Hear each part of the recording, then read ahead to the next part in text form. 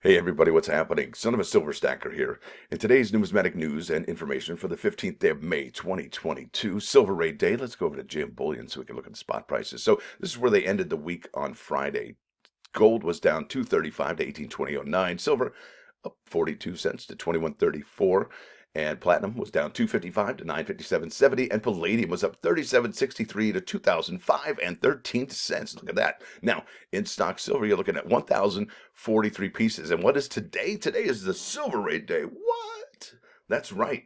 May 15, 2022, Silver Raid. And yesterday, and a couple days ago, some of the folks in the YouTube community came together and put together some videos about what they think about it, right? So good or bad. I got Cash and Coins from 6 days ago. It says here, Silver Wolverine put together a video, a unified community message against the May 15th Silver Raid.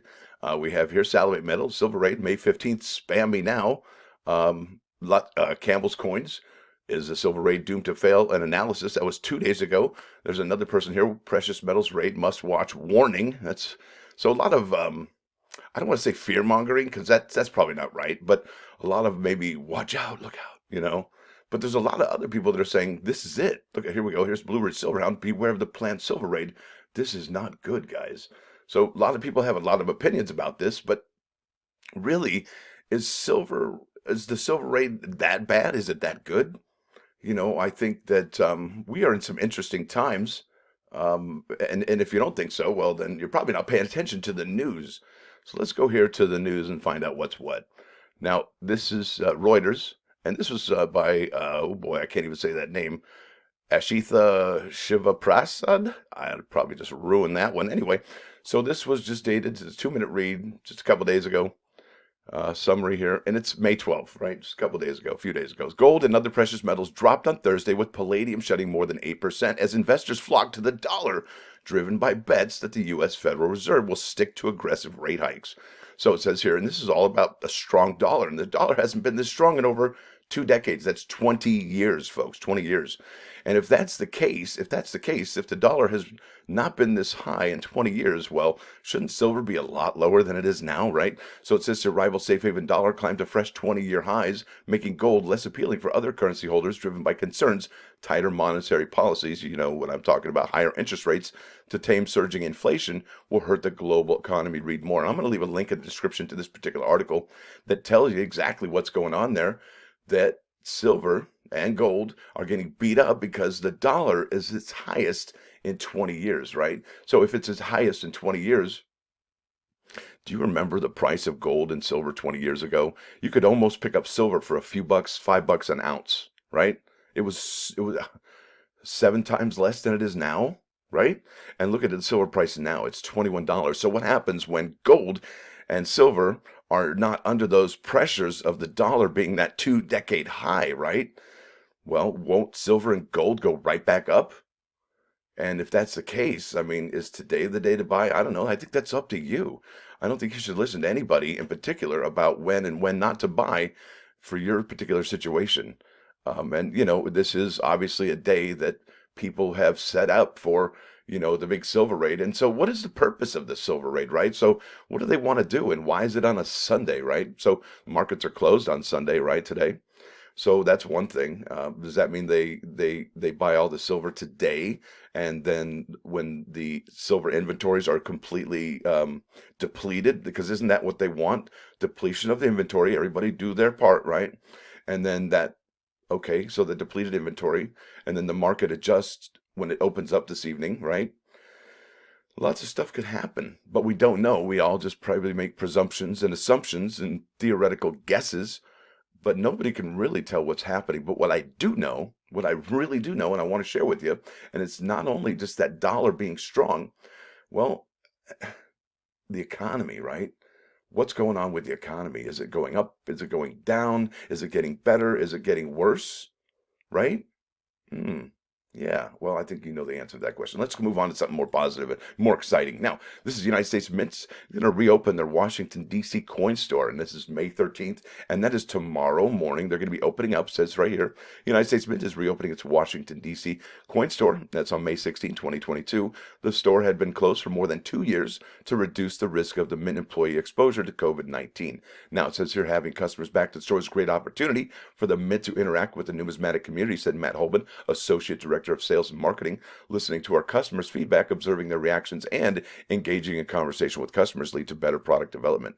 Now, that would be really cool to be able to go to this particular location to give them feedback on product development instead of just maybe in a survey. You can actually give them a what for.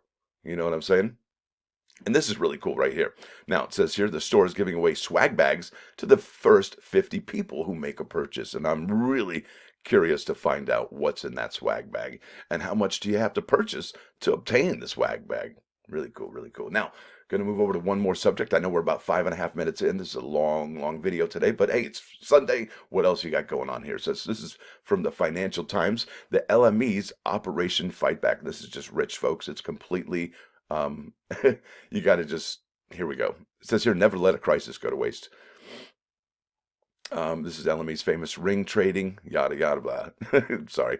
Philip Stafford, May 13, 2022. It says here, in some financial circles, the London Metal Exchange's reputation is on par with that of estate agents, car salesmen, and journalists. So I guess that's not very high, is it? That's down to a fateful day in March when the price of nickel doubled in a few days to $100,000 per metric ton, right? In an epic short squeeze on Chinese metal tycoon Zhang Guangda. I think that was his name, before the LME halted trading, right? And they canceled all those contracts and it was just awful. But it wasn't the market's closure that infuriated a lot of people. Instead, it was the cancellation of nearly $4 billion worth of trades when the exchange realized the price would put many of its members in severe financial difficulty. So the market was basically rigged, in a lot of people's opinion. I think that's why they're upset. Some missed out on a once-in-a-lifetime trade to make a whole lot of money, and that's why they trade, right? It's like gambling. Cue outrage. Now the exchange is going back to those users it either saved or mightily annoyed with a cleanup plan that once again may please some users but likely will annoy another set of members. Here's the full proposal right there, and I will leave a link in the description to this article because it is fantastic. When the banks who were counterparties to the swaps fessed up, it emerged the LME saw just 1/5 of the market. There we go. Those are those over-the-counter derivatives that are not regulated, right? Oh boy, that's bad. The LME's chief executive, Matthew Chamberlain, was due to quit for a crypto startup, but now has done a U-turn and stayed as CEO, probably wisely given the absolute carnage in crypto lately. Nice little side note there, and feels he has mandate for a change, right? Never let an opportunity go to waste. The LME's first move will try to ram through a plan for more regular reporting of over-the-counter derivative positions in all physically delivered metals like aluminum, cobalt, copper, lead, and yes, even nickel. As part of a big revamp last year, the LME had tried to introduce daily reporting to reduce the potential for market squeezes on LME and related OTC markets, but the market rejected the idea because it was all too complex and costly. Quite. So, basically, it wants more transparency because if they're only getting 1/5 of the transactions, oh, that's how that nickel squeeze happened, right? Because they didn't know what was going on, and then all of a sudden, bam! And yeah. What's rich about this is that they're the ones. Are they transparent? Are they open? Right? Now it says here, it appears the LME has absorbed some lessons. However, last year it pushed for daily reporting, but now will accept weekly updates. There will be no minimum position size threshold. The positions will be filled on a template provided by the LME, thus closing off one of the avenues the market has used to skirt a post-2008 push on transparency in fixed income markets. Now, regulators didn't standardize the publication of information, so the data that is public is simultaneously within the letter of the law and useless. Yay! So it's basically pointless, right? So the exchange is giving the market just 2 weeks to respond to this proposal, far shorter than usual. That's because things are heating up and they're losing customers.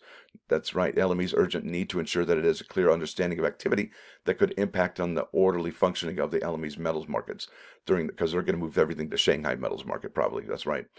During the current period of global uncertainty and supply chain pressures, further in the interest of ensuring a level playing field between respondents to the consultation, the LME shall not consider responses submitted after that deadline. There you go. Now this is something from Clifford Asness, one of the most vocal, colorful, and amusing critics of the LME after his firm AQR lost out on a large windfall. He isn't convinced. He says here, I cannot be the only one rolling my eyes. This can I? Because the LME launches consultation on over-the-counter derivative positions, reporting for all physically deliverable metals, and accountability levels for reportable over-the-counter positions. That's rich. Yeah, there you go. So we're 10 minutes in, folks. I will leave a link in the description to this particular story. Lots of stuff happening, and I would imagine we're going to be going through another squeeze in metals, and it might not just be base metals, but that's just my opinion. Now to the plus ones, and I want to thank Tiny Numismatics for this one. It is Pink Floyd, Wish You Were Here with lyrics, right? And I was listening to halfway on the song. I probably should have done it to about, anyway, it doesn't matter. I guess here. You can see there it is. Wish You Were Here, Pink Floyd, and now for the plus two. And I will leave a link in the description for that. Now, this is SFC, Sustainable Food Center, strengthening communities through community gardens, right? If you don't have land, you live in an apartment, there are ways of getting around that. And there's a lot of really good benefits to getting out there and gardening. Now, first one is here.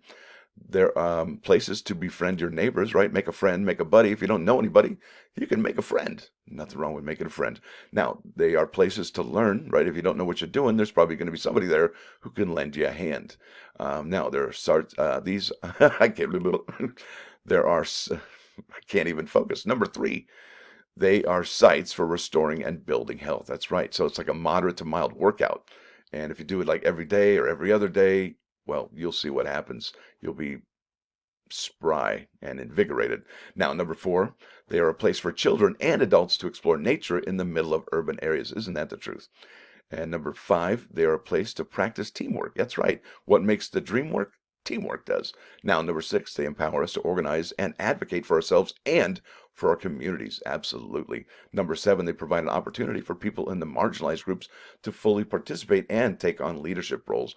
And to say, well, let's face it, there's some food deserts out there in marginalized communities, and to have fresh produce is something that I would imagine isn't very accessible. So wouldn't that be amazing if we could make that accessible to everybody? Now, number 8, they create the opportunity to identify community assets to build networks. And that is huge, folks, because nobody's an island.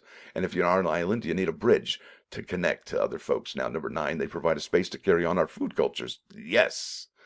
Oh, man, isn't that truth? When I lived in South Carolina, I had this watermelon that had the meat on the inside was not red. It was orange. Yeah. Wow. Yeah. Something new, something just to learn and grow from, right? Now, number 10, they provide a space to grow low-cost fresh fruits and vegetables for people without a space to garden at home. And I think number 11 should probably be, a bountiful harvest will get you a lot of good trades. A lot of good trades. So there it is, folks. I think that's it. I want to thank you all for watching. Thanks for dropping by. Don't forget that like button. And if you do like what you're hearing, say please subscribe to the channel. It's free. Son of a Silver Stacker. Out.